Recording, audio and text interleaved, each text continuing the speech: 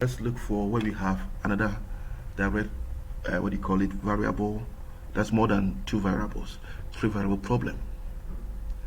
8 men can complete a job in 10 days, working 6 hours a day. Express days in terms of men and hours. And B, in how many days will 10 men working 4 hours a day complete the same job? Let's use the formula to see. First, more hours means fewer days needed to complete a given task. If you spend more hours, you need fewer days to complete a given task. So days and hours are inversely related. Also, more men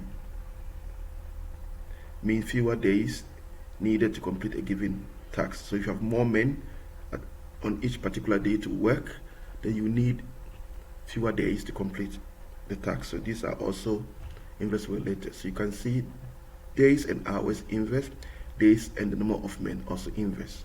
You can now combine these two and form a simple relationship.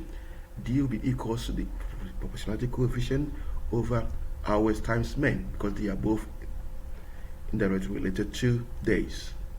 And use the initial values 10 and 6, 10 days and 6 hours to find your K.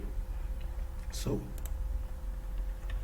10 is for days, 6 hours, and 8 men. So K will be 480. So explicit formula will be D equals 480 over H times M, where H is hours, M is the number of men. So this will be the formula. D equals 480 divided by H times M.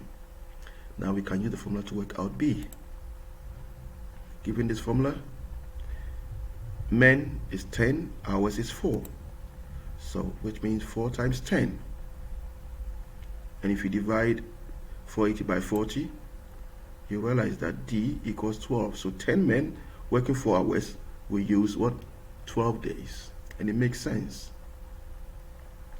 10 men working 4 hours, because they are working less hours. So it has affected the number of what? Days. Thank you very much for watching. And our last lesson will be the arrow method without going through the expression of coefficient of proportionality. That's those who are not very good at using pure algebra. There's another way of doing proportionality, and that will be our lesson 4, arrow method. Thank you very much for watching.